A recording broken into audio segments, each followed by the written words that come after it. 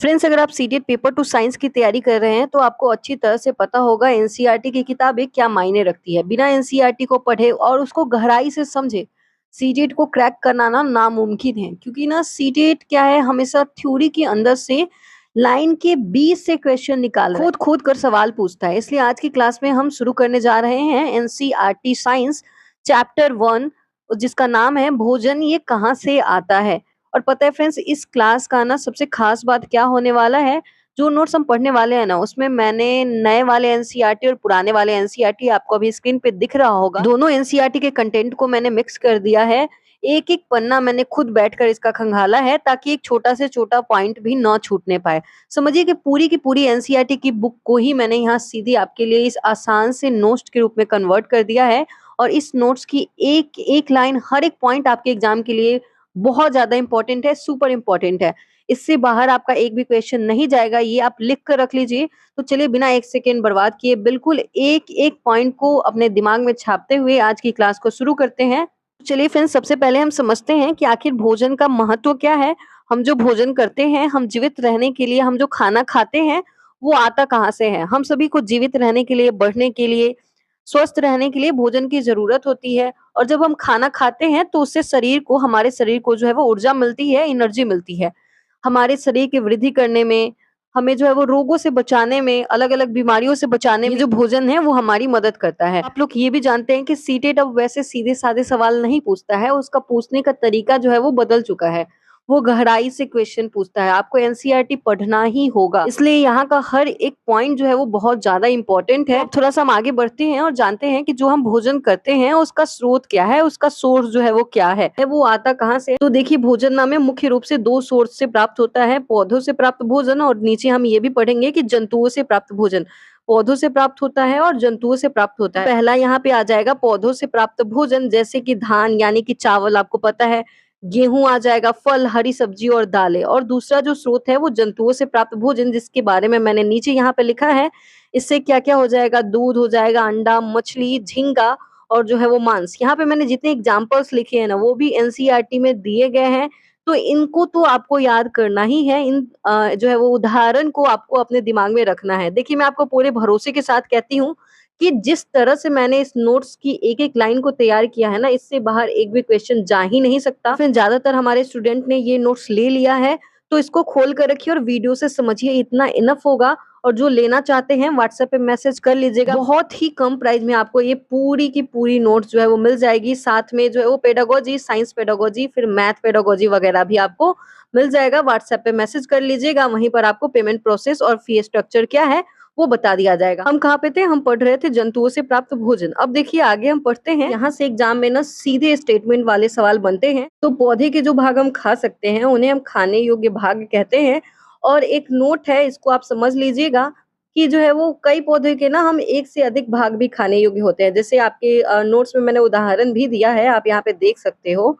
मैंने यहाँ पे सरसों का बीज, और ये 4 एग्जाम्पल 3 एग्जाम्पल जो मैंने यहाँ लिखा है, इसको तो आपको रट लेना है। जैसे सरसों हो गया, तो सरसों के बीज का हम भी इस्तेमाल करते हैं तेल निकालने के लिए, और इसकी पत्तियाँ भी हम खाते हैं साग बनाने के लिए। नेक्स्ट हो गया केला, तो केले की जो है वो हम फल भी खाते हैं और इसके तने की सब्जियाँ भी बनती है। सीताफल, इसका भी हम फल खाते हैं और इसके फूल का भी उपयोग होता है। तो जैसे ही मैंने आपसे कहा ना कि इस नोट्स की छोटी-छोटी लाइन भी सुपर इम्पोर्टेंट है, इसलिए एक भी पॉइंट मिस मत करिएगा। चलिए अब हम आगे बढ़ते हैं और इस चैप्टर के ना सबसे महत्वपूर्ण चीज़ पर जो है वो मैंने यहाँ पे बोला, कई पौधे के एक से अधिक भाग खाने योग्य होते हैं। आपने एग्जाम्पल ऊपर देखा ही है। तो अब हम ना सबसे महत्वपूर्ण हिस्से पर आते हैं, पोषक तत्व। भोजन में जो मुख्य रूप से तत्व पाए जाते हैं, जो हमारे शरीर को फ़ायदा पहुँचाते हैं, उन्हें हम पोषक तत्व कहते हैं, ठीक है? उन्हें ही हम पोषक तत्व कहते हैं। और हमारे भोजन में मुख्य रूप से ये 7 चीज़ होती है। इन 7 चीज़ को जो है वो आपको ध्यान में रखना है। इसको आप पूरा ऐसे रट लीजिए। कार्बोहाइड्रेट, प्रोटीन, वसा, विटामिन, खनिज लवण, आहारी रेशा, इसको भी आपको याद रखना है। इससे क्वेश्चन कई बार बने हैं। आहारी रेशे के बारे में हम डिटेल में ऊपर पढ़ेंगे। इसके बाद जो है वो है जल। अब चलिए हम सबसे पहले नंबर पे है कार्बोहाइड्रेट। तो कार्बोहाइड्रेट, इसका मुख्य काम क्या है, इसके बारे में हम लोग जान लेते हैं। ये हमारे शरीर को ना ऊर्जा प्रदान करता है, एनर्जी देता है। ये हमें किससे मिलता है? यहाँ पे आप स्रोत देख सकते हैं, चावल, गेहूँ, मक्का, बाजरा, शकरकंद और गन्ने खाने से।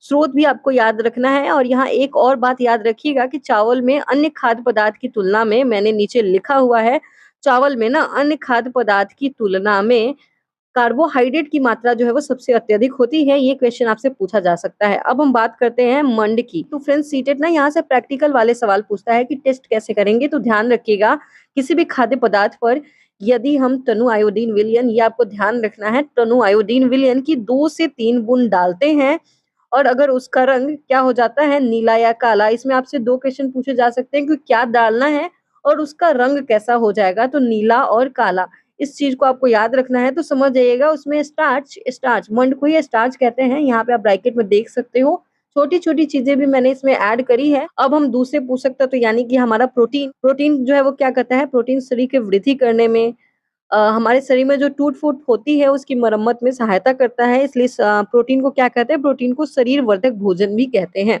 इसका स्रोत क्या है, अब हम इसके बारे में जानेंगे। जैसे देखिए मैंने यहाँ पे लिख रखा है, सोयाबीन हो गया, चना, मूंग, राजमा, मटर, अरहर, दूध, पनीर, अंडा और जो है वो मछली। इसकी पहचान कैसे करेंगे, जैसे हमने कार्बोहाइड्रेट का देखा, मंड का देखा, स्टार्च, अब हम प्रोटीन का देखेंगे। तो टेस्ट नोट कर लीजिएगा, खाद्य पदार्थ जो है वो क्या-क्या इसमें लगेगा, नीचे चलिए चलते हैं। प्रोटीन की पहचान आपको कैसे करनी है, कॉपर सल्फेट, मंद में क्या करना है, टनु आयोडीन विलयन की बूंद डालनी है।